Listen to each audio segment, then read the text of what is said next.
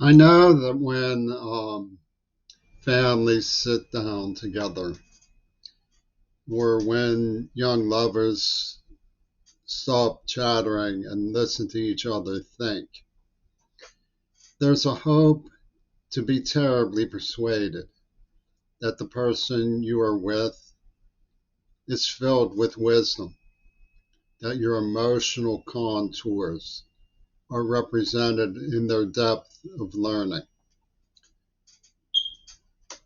I have objections to not only this expectation, but to the attempts by UW Dialectical and Carnegie Mellon Pittsburgh Triangle to authorize a media concept of equity that seems to color itself as all embracing, and I would like to explain why. My desire to discuss this is informed by the terrible situation in Gaza and Israel at the present time. This is 2023. It's been close to 40 years since my father passed away. I was governed in my thinking growing up in a Jewish Holocaust survivor community by my father's understanding of the world and by the way he represented that understanding to me. He had a very beloved, treasured, sensitive, lovely little boy, other than myself, from another mother who was Jewish, who was bar mitzvah. My father refused to set foot in Germany. He was angry. He said, I can't forgive them, Jim. Maybe you can try. There's a limit to Israel's wisdom in the way they attacked me and the way they let go of my father's cherishing of them. That speaks to an inability to comprehend what really happened was that ill wisdom vanquished government in Germany, and somehow through a dark, almost immaterial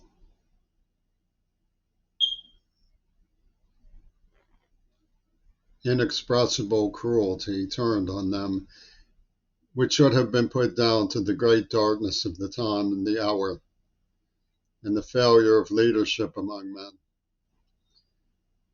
Instead, there was a sort of sorcery that went around that was the way that things are, and that the ability to restrain that was only a function of copycatting it. In other words, you use your talents at diplomacy and peace to deceive and to set up conquest. And America has been governed by that situation and by that mentality as well since the death of John Kennedy. What I believe in the idea of wound compares that it goes against the teachings of Hippocrates. It spreads injury. And like it is not, it doesn't spread injury to the guilty, it spreads it to other innocent people. And what you end up with when you try to speak for everybody is a situation so toxic that Holocaust denial begins with comparison with the atrocities of Africa or the atrocities of the New World against the Native Americans. All of those things should be studied categorically, but separately.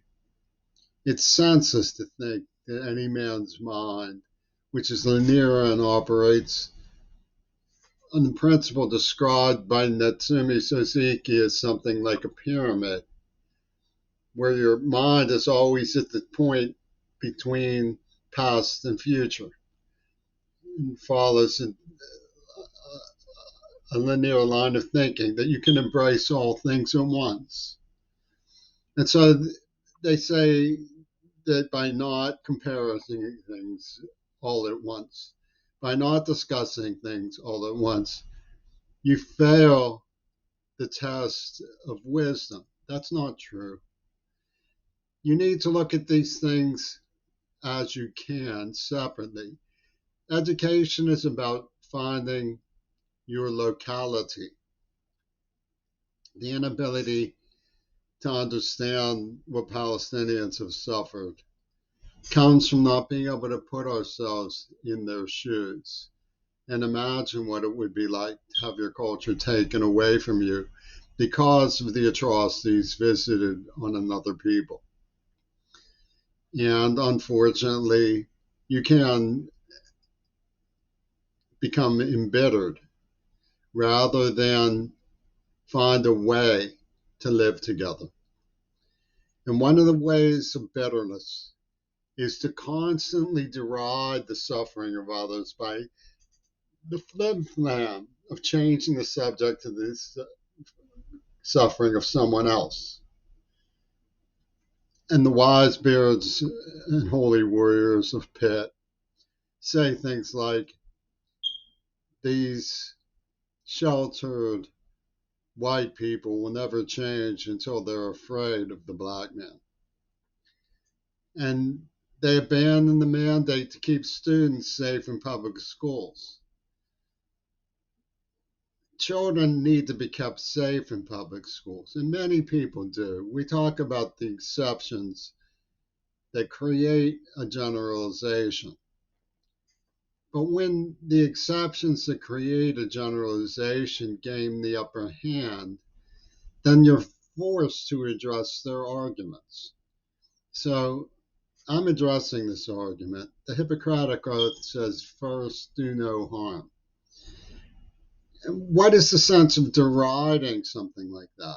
What is the sense of saying that has to be supplanted because the Israelis, in discussing the horrors of the Holocaust, don't bring up the Middle Passage across the waters in which so many black people lost their lives due to the slave trade? It's senseless to think that any one person is God.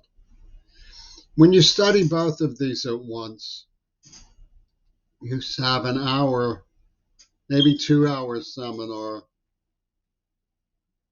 2, maybe 4 days a week.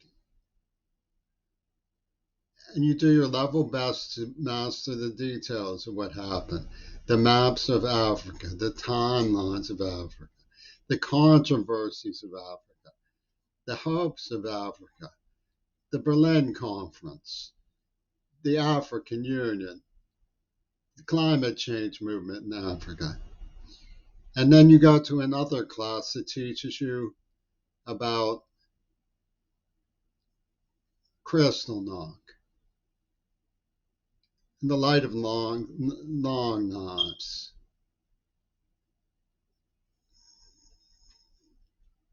about the unimaginable grief of the Jewish people. And then you go to another class that says we still have to look after the people who are alive now because they have rights and count for something. You can't just swim in an ancestral grievance. You can't just carry the tide of remorse over and pour it on the heads of innocent people. That's wrong. And it's wrong to develop a psychology in the university systems that argues that it isn't wrong when it is.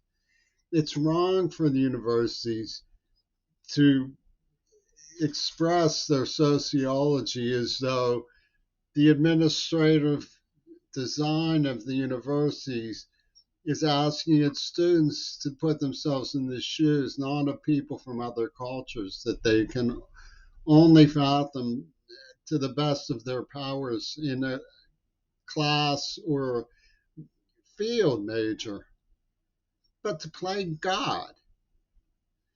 There's too many people who think that they have the balance sheet that's needed to know how much victimization of innocent people is due to Israelis and how much victimization of innocent people is due to to descendants of the slaves.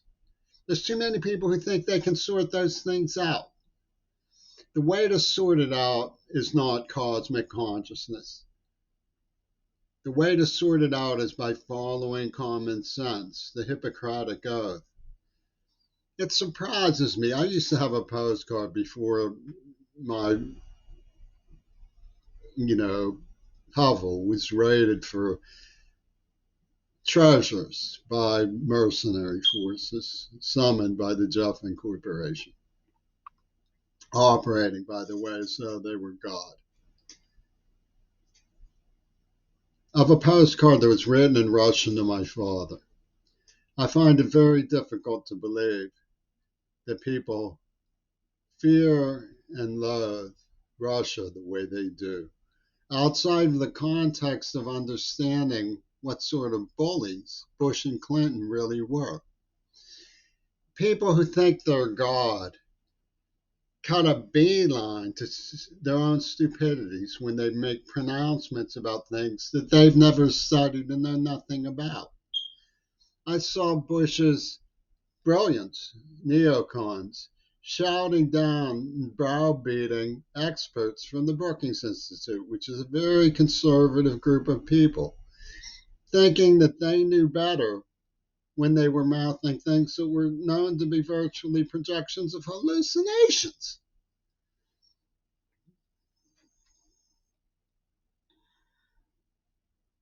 Project those kinds of hallucinations on innocent people and wipe them out and see if you don't get yourself into trouble.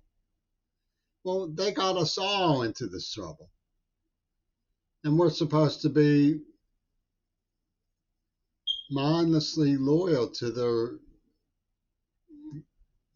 brilliant projection of their own hallucinations on innocent people.